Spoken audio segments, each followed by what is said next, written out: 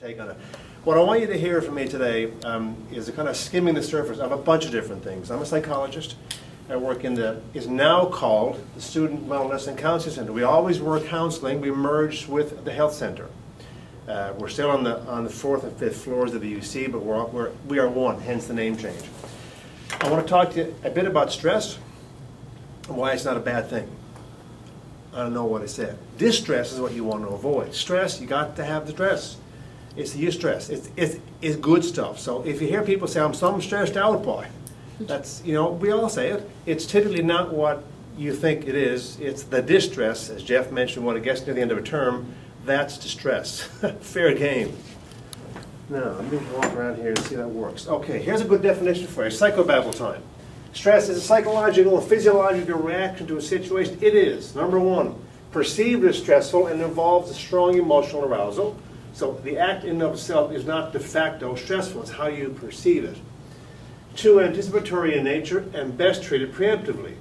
For example, exams. I'm sorry, as I walked in here, this is here. It lingers, doesn't it? It lingers. Exams de facto are not stressful. Yeah, I know what I said. Daughter did mechanical here a couple of years ago, and I saw the book she brought home. So yeah, there is stress involved, but how you frame up the exam. If you think you know what you're actually talking about, it's your chance to show your prof you know what you're actually talking about. Versus, oh no. So it's how you perceive it. And also, if you've overlearned and reviewed and kind of prepared as best you could, you lower the potential for it to be seen as negatively stressful.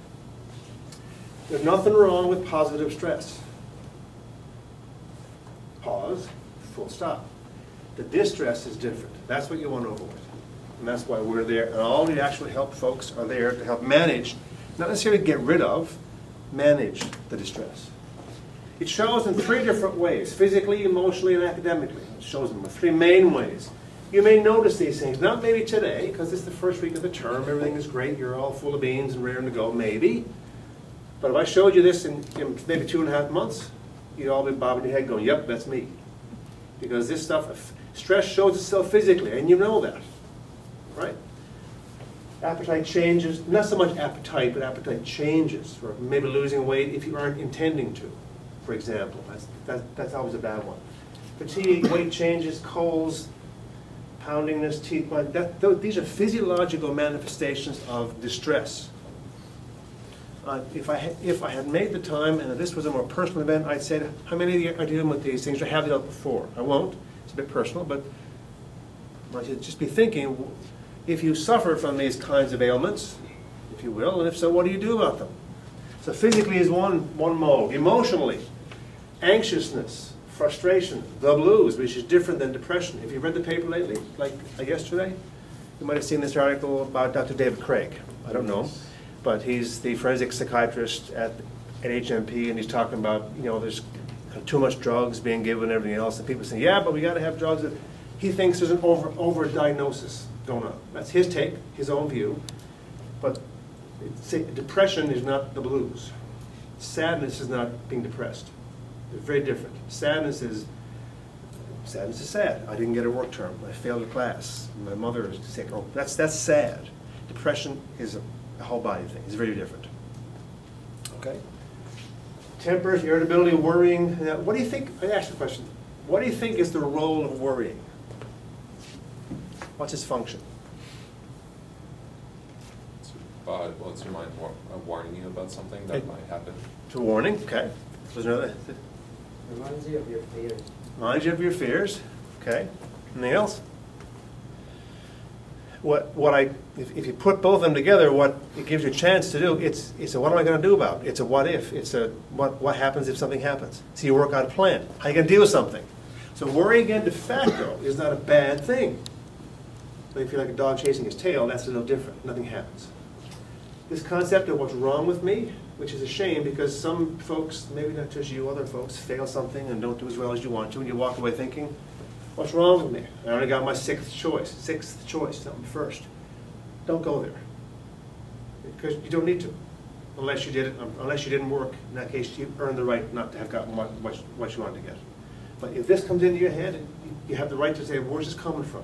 That's why we're there. Easy discouraged, do I care? And we see people coming over our way who are in terms 4, 5, and 6, maybe even 7, who are coming in and engineering and commerce saying, I don't know if I want to do this anymore. Well, how do you stop then? Here you are trying to get into something you want, and these people are saying, I can't do this anymore. Do I care? Well, where's it coming from? So angst and stress shows out. Academically, it shows this way, and you know these things. And you might notice it today, because it's the first week of the term, you're raring to go, but in 3, 4, 5, 6, 7, 8 weeks, these things may start to show themselves. Even this kind of subtle changes. If you had your labs in like a day before, and all of a sudden now they're in the day of. Right? Or if you're a bit more sloppy than usually you were, not as diligent, what's up with that? So those are 3 distinct ways in which distress can show itself. And again, if I had made time or I asked for more time, maybe we could have opened this thing up even more. Listen, talking to people about stress or distress has always been a myth that like you don't do that. Well, guess what? You do. It's the whole zeitgeist changes. It's okay to talk about this stuff, males and females. I'm on this campus 30 plus years, and back in the day, way back in the day, guys didn't come in and talk. They just didn't do it. Guys deal with things different than girls do. Surprise, surprise. But what's happening now, and I know this, because our doors are like revolving doors. It's just changed. There's people coming in. We have a walk-in system, by the way, in the counseling center. We have no wait list. We're probably the only place in Canada that hasn't got a wait list. I'll show you why now in a minute. If you come in, you can be seen within an hour, 2 hours maybe. And that's your first intake session. What happens is the person meets with you and comes up with, what are your issues? What do we have to offer you? And marries you with them, and off you go. Males, females, older, younger, married, the whole 9 yards. So it's okay to do this stuff. It is normal, and it is being encouraged. There's a huge movement happening now, which I'll get to shortly. It involves the Mon President and 7 other Atlantic universities, and it's wild. It is an indicator of strength, not weakness. The myth was, I can't go talk about it because I made enough. Oh no, the inverse. It's a sign of strength if you come to talk. And if you don't believe it, that's your call. I can't twist you, but the myth is old. What fits now is it's okay to do this. This is what it actually gives you. If you're feeling distress, not feeling stress, and stress is okay, but if you're feeling distress, it gives you a chance to come up with a plan, give you some sense of clarity, a new perspective. Because what we don't do is, as Jeff and Adrian said, is we don't fix things for you. It's, I need to give you back some sense. Here's what I hear you saying. Here's some sense of kind of clarity. What are you going to do about it? That's where this falls into play. A new way to look at an issue, at a concern. For example, those who may not get a work term and are kind of limbo and what will I do? Do I start again next year? What am I going to do? That's the distress. Sure it is, yeah. Talking to someone aloud who's not involved in your lives may help give you some sense of perspective, for example. There's some research that says just having a plan gives some sense of relief. I forgot the actual journal, but it's in the office. Just having a plan, whether it's a good one or not. The act of having a plan is for someone settling.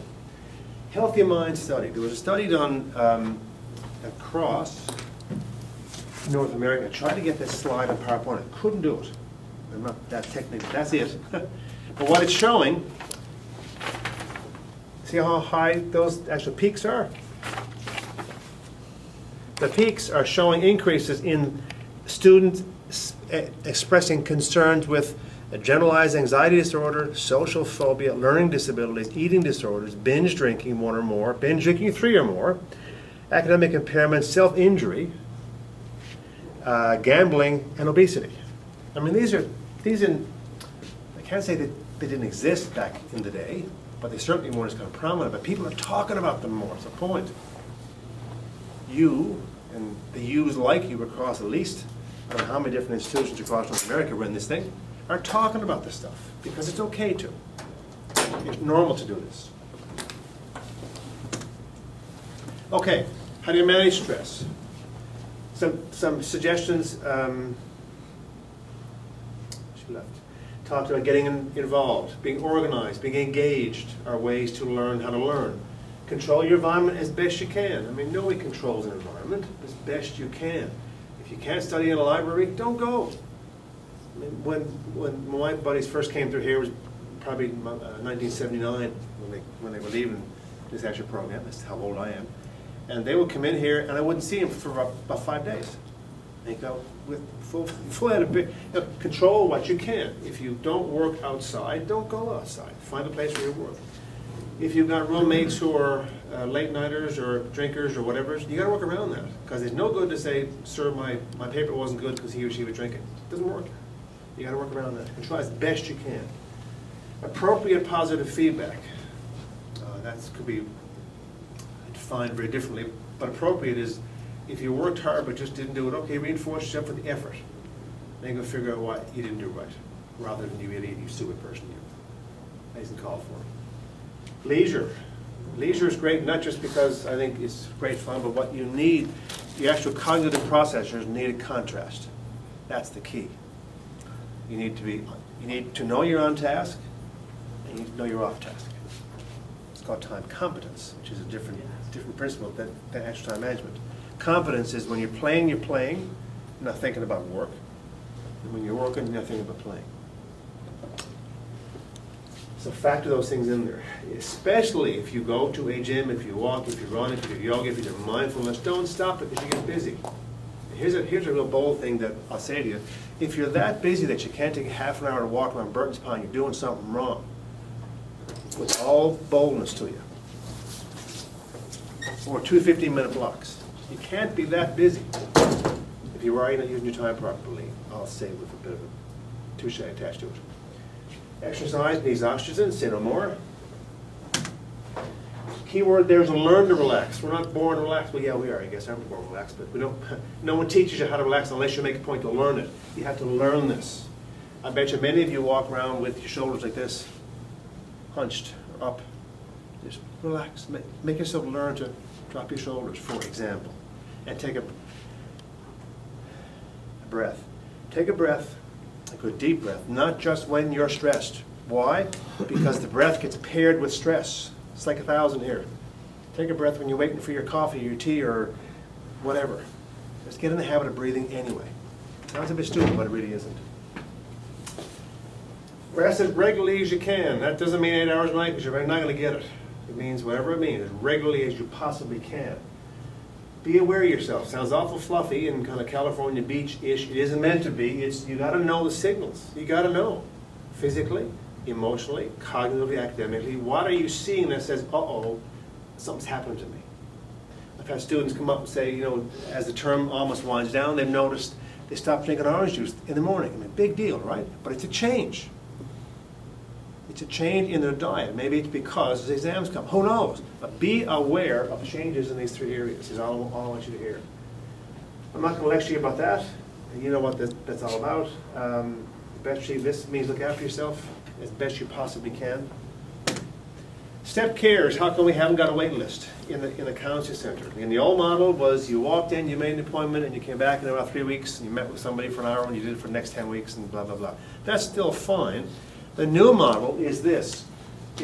We're trying to use a step care. I'll show you an actual picture now in a second. It's rapid and flexible access to mental health resources. Not just us. We have a psychiatrist with us. We have a nurse with us. We've got 6 different chaplains. The whole area of kind of growth folks over there. We're trying to get you to empower yourself to maximize your own health to the best of your ability. Here's what it looks like. Your left to your right. When you walk in my door, I'm not going to say, hi, how do you feel, if you will. I'm going to find out what's getting in the way and start with an assumption I can give you some informational self-help stuff or some international self-help online actual kind of systems. And if they work, if they help, that's fine. If they don't, I'll invite you back and say, let's have some more contact. Either once a week, once every 2 weeks, whatever the case might be. And as you can see, it is kind of stepped. It works up the ladder. The highest level of kind of care there will be to see a physician or a psychiatrist and be admitted to a hospital. So you can see the range. Here is work to your strengths. You can do this work at home, online, or you need to be looked after. This is what we'll do. We'll apply this depending on what your needs are. For example, let's see if these links work. There's some online programs. One is called WellTrack. Let me see if it'll link up here, maybe. Is it going to work, I wonder? The university has bought WellTrack. Yes, look at that. Sweet. It's on the App Store. You can just go find WellTrack. It's easy to use. What it is, it's a monitoring system. It's got 3 modules in it. One on phobias, anxiety and stress, and depression. And you do these things in the comfort of your own home, or your car, or your office, wherever you are. So this replaces many needs to come in and sit down and talk. You do the work online. They're very engaging with videos of young folks showing different examples of how, for instance, some of your thinking sometimes can get a bit kind of messed up. And you make an inference of one thing. Okay, so you get a 63 on an exam, and you assume that I'm an idiot. No, roll it back and say, how'd you come up with that? These things help you work that way. That's one type of a program. And it's free. You can go on now. You can go on WellTrack. The password is Memorial. It's free. We do this, which is another one's called TAO, which is Therapist Assisted Online. Let's see if it'll open up for me. Come on. Oh, go away. It's not going to work. Okay. Anyway, TAO is another type of program like a WellTrack, but it involves a weekly brief contact with a therapist through camera. If you've never used calm.com, the whole mindfulness concept is huge these days. For some reason it isn't loading up for me. Yes, it is. This is tremendous. It's locking up. When it decides it wants to go, oh, yeah, I know. Ask me later. Look at this stuff. Just watch. Go away. You can set this, go away. Won't go away. Anyway, you get the idea. You can set this to be any one of a number of different scenes. If you're a visual person, it's not letting me do it, but the scenes are there. You can use sound or both. You can set this to be on for 10 minutes, 15 minutes, half an hour. It's a good chance to be very mindful, because again, this needs contrast from work programs, problem sets, etc. You need to be away from that for a period of time. Not 3 days, 20 minutes. You need contrast. So calm.com. I wish it didn't load up properly for me. However, and yeah, the mood check. Let's try this. There's 7 Atlantic universities using WellTrack. It'll be hitting the airwaves in about 2 weeks.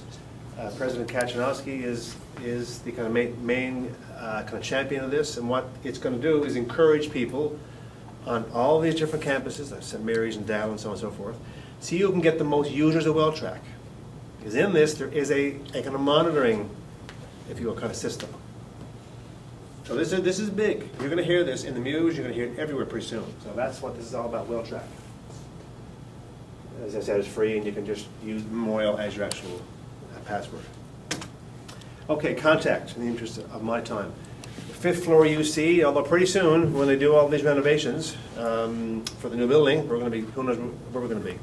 But because there's a walkway coming in into the 3rd floor, so we're going to be everywhere. But now we're on the 5th floor. Health is on the 4th floor, and 9 to 5, Monday to Friday. If you need to see somebody, the excuse that, I didn't know where you were, it doesn't work anymore, because now you know. Easy to access. There it is. It's pretty easy that way. All you've got to do, I'm telling you, walk over, 5th floor, come in, person at the front desk, either Patricia or Julia will say, hi, can I help you? All you got to say is, I want to talk to the person on call. Or make an appointment, your choice. It's easy as that. And you'll be asked, are you a student? And you'll say, yup.